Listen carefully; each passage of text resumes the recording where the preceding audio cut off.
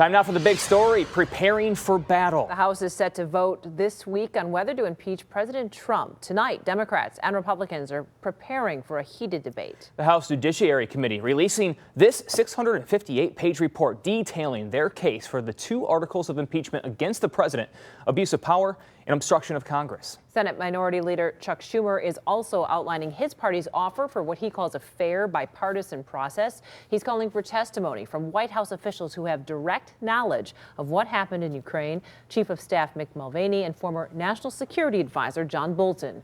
Meanwhile, Senate Republicans are already predicting an acquittal. I am clearly made up my mind. I'm not trying to hide the fact that I have disdain for the accusations in the process. The House is expected to take up that vote on Wednesday. Polls continue to show that the public is split on the impeachment. Representative Elissa Slotkin announcing her decision today to support the impeachment. Slotkin taking that decision to her constituents in a town hall meeting at Oakland University where the conversation it got heated before it even started. I sat down with the Congresswoman afterwards to talk about her momentous decision.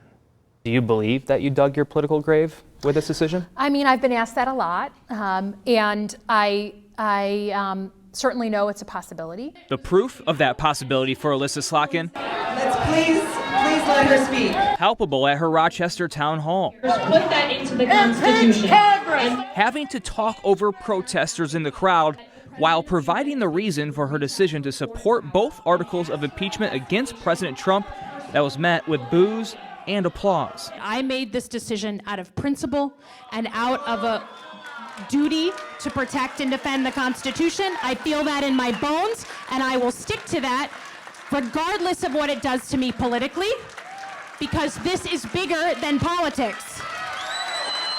Before the town hall, protesters defending the president. Why are you sending it to the Senate before you have ticked off all the boxes in the House? So that means the House is irresponsible. Slotkin sharing with me her calculus. For this very basic reason that the President of the United States reached out to a foreign leader and asked him for help in a political investigation on a rival. He asked a foreigner for help in our political process for personal political gain. She believes the majority of people in her swing district do not support impeachment and says her office has received more than 1,400 phone calls. What was that pressure like? Well, we have a lot of wonderful people in Michigan and on our staff in Michigan and in DC who spent the better part of the past 10 weeks answering phones. So I'm not going to be swayed just because people are pressuring me one way or another. I'm not going to compromise my integrity. I know that if the voters decide next year that they don't want me as their representative anymore, I can go out with my head held high that I did what I thought was right, and I can look myself in the mirror when this job is done. And you can see my entire interview with Congresswoman Slotkin. It'll be up on WXYZ.com.